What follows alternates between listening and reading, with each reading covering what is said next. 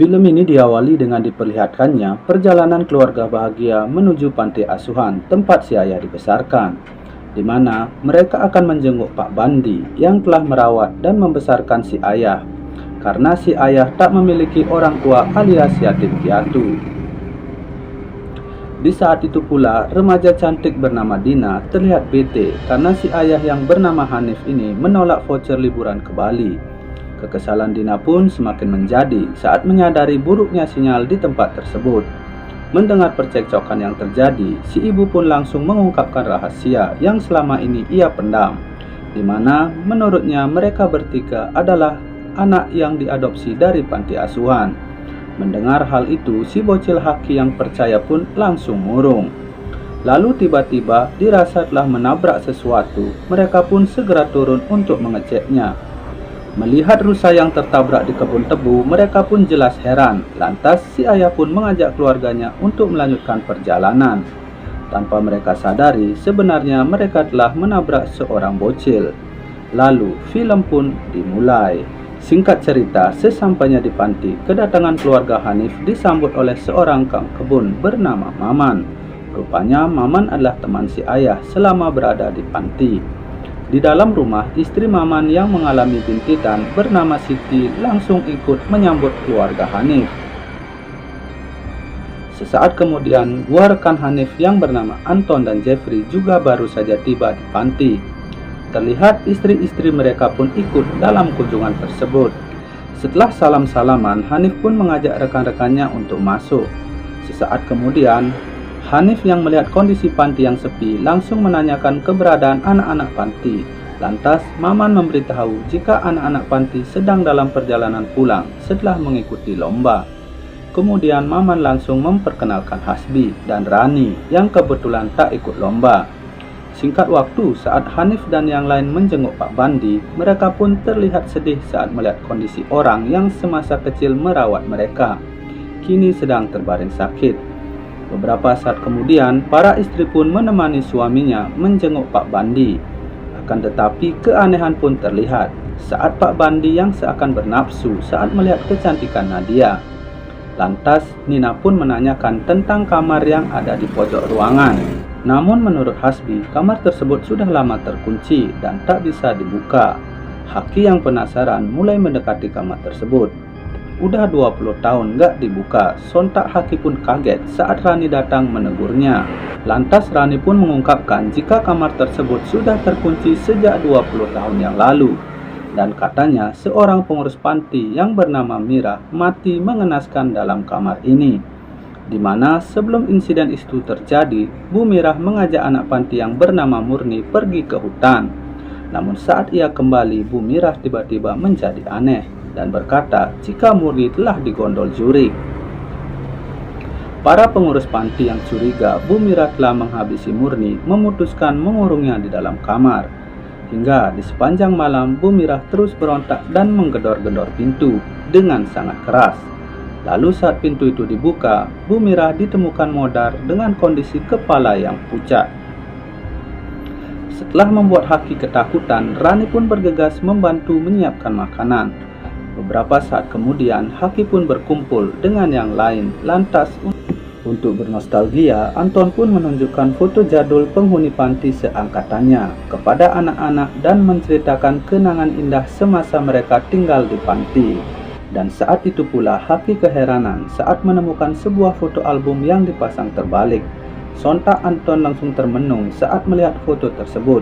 Dan saat anak-anak bertanya, Anton pun memberitahu jika dua orang ini adalah Murni dan Bu Mirah yang pernah tinggal di panti. Anton langsung berkata jika kematian Ibu Mirah disebabkan oleh penyakit kronis.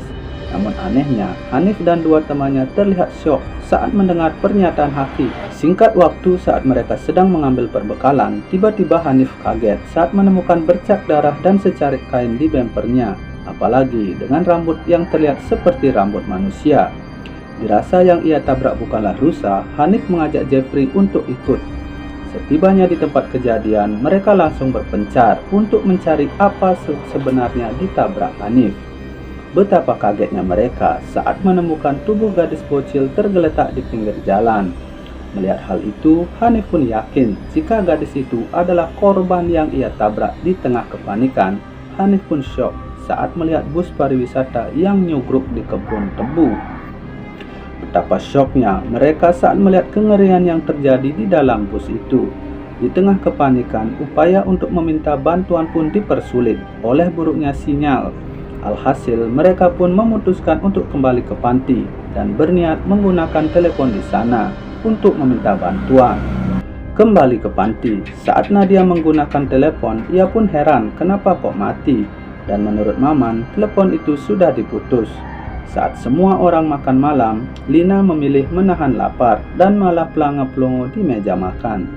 Melihat hal itu, Anton dan Eva pun meyakinkan agar ia makan karena menurut mereka tubuh Lina cukup ideal untuk menjadi model. Tapi meski sudah dipaksa, Lina tetap kekeh menolak. Di meja anak-anak, Rani kembali membuat Haki penasaran saat ia berkata memiliki video tentang Bu Mirah. Jelas saja, Haki semakin penasaran dan ingin menontonnya. Di dapur, Maman yang melihat istrinya murung berusaha menghibur dan meminta istrinya mensyukuri apa yang ada dan jangan merasa iri pada kesuksesan yang diraih teman-temannya. Setelah makan malam, Rani pun menyalakan VCD jadul dan akan memutar rekaman video Bu Mirah. Saat melihat langkah kaki Bu Mirah yang pengkor dan kata Rani Bu Mirah seperti itu sudah sejak bayi karena kakinya dipatahin akibat sering nangis. Lantas Rani yang tidak ingin Haki bermimpi buruk langsung mematikan video tersebut. Saat Anton keheranan, Hanif meminta Anton mengecek ke dalam mobil. Setelah Anton melihat jasad itu, Hanif pun menjelaskan jika ia tidak sengaja menabraknya saat OTW menuju panti. Dan tak cuma itu, mereka pun menemukan bus panti yang nyusruk dan seluruh penumpang yang merupakan anak-anak panti tewas. Mengenaskan. Di tengah kepanikan, Hanif yang berniat menggunakan telepon pun kaget saat Anton memberitahu jika telepon panti telah diputus. Jelas saja mereka semakin kebingungan. Apalagi Hanif tidak ingin membuat yang lain panik dengan insiden yang terjadi. Alhasil, Anton berniat untuk pergi ke kantor polisi sembari mengecek keadaan bus panti. Nadia yang mengintip pun heran dengan apa yang terjadi pada Hanif. Sesuai arahan Hanif, di kilometer 81, Anton pun segera mengecek bus panti yang katanya ngebabat kebun tebu. Namun malang sekali, Anton harus tewas dengan cara yang aneh setelah melihat sosok perempuan burik di kebun tebu. Kembali ke panti, Nadia yang khawatir langsung menghampiri Hanif. Lalu sontak mereka pun kaget saat melihat bangkai ayam ceman tiba-tiba jatuh dari plafon.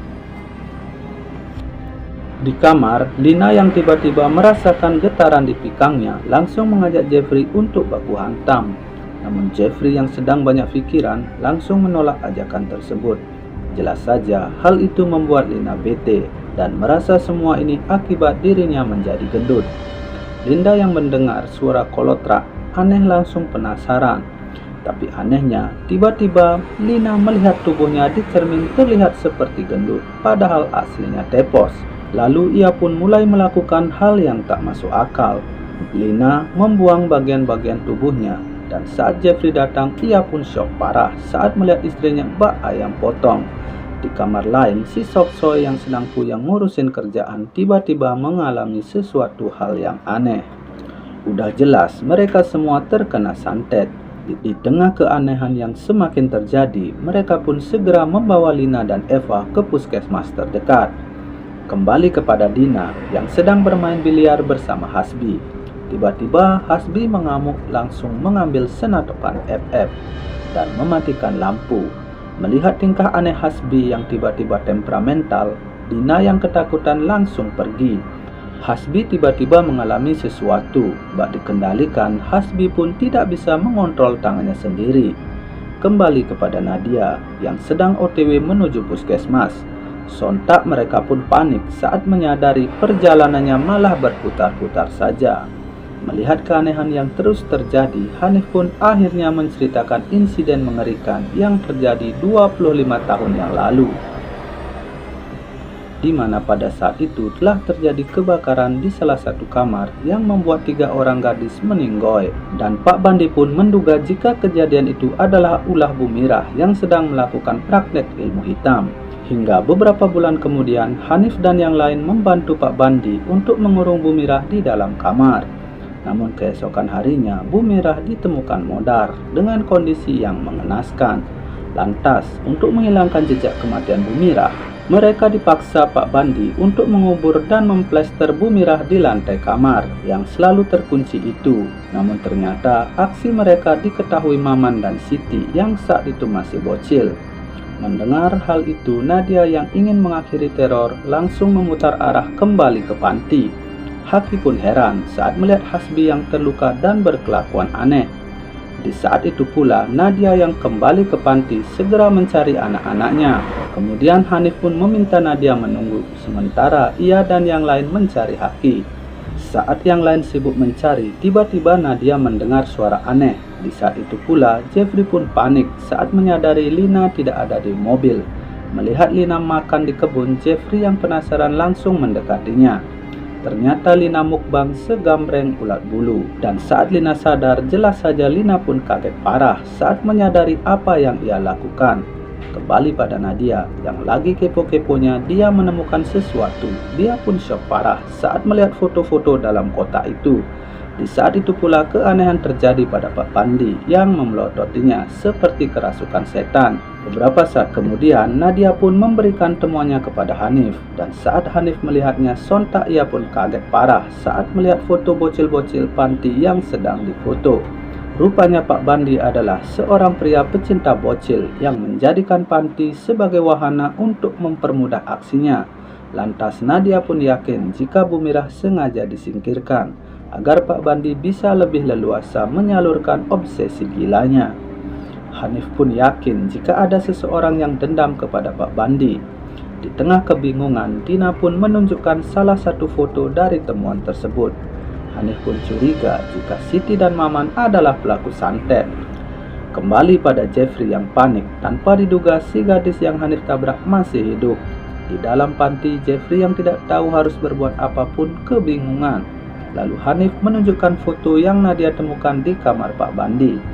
Saat Jeffrey melihat foto-foto tersebut, Hanif mengungkapkan jika pelaku teror di panti bisa saja adalah Maman dan Siti.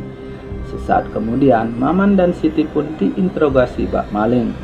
Di tengah rasa ketidaktahuan, Hanif pun memberikan foto yang ia temukan. Tiba-tiba saja Siti langsung panik saat melihat foto tersebut.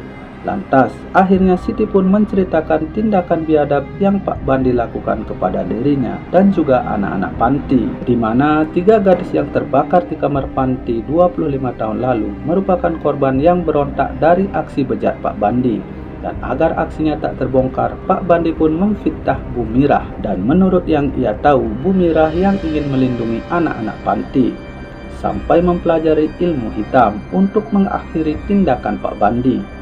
Namun belum sempat Bu Mirah melakukan aksinya, Pak Bandi yang dibantu oleh Hanif dan 2 rekannya berhasil mengurung Bu Mirah di dalam kamar sampai meninggoy. Dan ternyata bintitan di matanya selama ini karena ia sengaja menumpahkan air panas agar Pak Bandi jijik dan tak mengganggunya. Mendengar hal itu, Hanif dan Jeffrey pun auto menyesal setelah apa yang ia lakukan kepada Maman dan Siti. Melihat si bocil bernama Mustika ini masih hidup, Hanif pun kaget sekaligus lega. Lantas, sambil menahan rasa sakit, Mustika pun menceritakan insiden mengerikan yang ia alami di dalam bis, di mana sepulang mereka dari lomba, tiba-tiba bus oleng dan masuk ke kebun tebu. Dan saat sosok wanita misterius masuk, tiba-tiba anak-anak panti bertingkah aneh seperti kesurupan. Dan Mustika yang masih selamat segera pergi mencari bantuan. Namun belum sempat meminta bantuan, ia malah tertabrak oleh mobil Hanif. Setelah mendengar kesaksian dari semuanya, Hanif yang merasa diperalat langsung pergi ke kamar Pak Bandi. Akan tetapi, Nadia berhasil menenangkan Hanif sebelum si Bandi berpindah alam. Dan ternyata, Murni yang merupakan anak Bu Mirah telah menyaksikan apa yang mereka lakukan kepada ibunya. Lantas, Hanif pun yakin jika pelaku santet adalah Murni. Sesaat kemudian, mereka pun panik saat mendengar Maman meminta tolong, dan saat melihat Haki terluka parah, Hanif pun segera mengajak semuanya meninggalkan tempat terkutuk ini. Melihat kengerian yang tak ada hentinya, Hanif pun memohon kepada Murni untuk menghentikan semua ini. Bagaikan kuntilanak, Murni muncul di hadapan mereka. Lalu Murni pun berusaha menghabisi Hanif. Selang beberapa saat, Nadia yang pingsan kembali tersadar.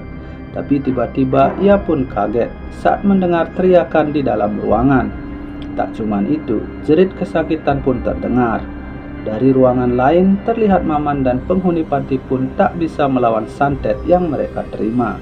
Kepanikan Nadia pun semakin menjadi saat mendengar jeritan anak-anaknya bagaikan disiksa di alam neraka. Nadia pun seakan tidak percaya dengan apa yang ia lihat. Di tengah rasa frustasinya, Nadia pun bergegas pergi menuju sebuah tempat. Setelah Nadia terhempas ke tembok, sosok Murni pun tiba-tiba muncul. Dan kini Murni berusaha membalaskan dendam kematian ibunya. Murni pun sengaja memancing semuanya ke sini untuk menciptakan miniatur neraka guna menghukum mereka semua. Dan Murni pun dibantu oleh Rani yang merupakan putrinya sendiri untuk menjadi mata-mata. Mendengar hal itu, Nadia pun memohon agar Murni membebaskan anak-anaknya karena mereka sama sekali tidak mengetahui insiden yang pernah terjadi. Nadia pun diberi arit, tapi ternyata tujuan memberikan arit adalah untuk menghabisi Hanif. Untung saja Haki berhasil menyerang Murni dan membebaskan kedua orang tuanya. Akhirnya Murni mampu ditebas Nadia. Dengan ilmu rawa rontek yang ia miliki, Murni kembali bangkit. Akhirnya Silduk Nutbandi pun modar setelah mendapat asap dari tindakan bejat yang ia lakukan.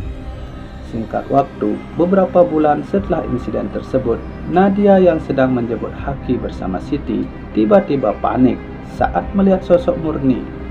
Namun seperti biasa, sosok Murni yang Nadia lihat tiba-tiba menghilang. Di tengah keheranan, Nadia pun langsung bergegas pulang dan film pun berakhir.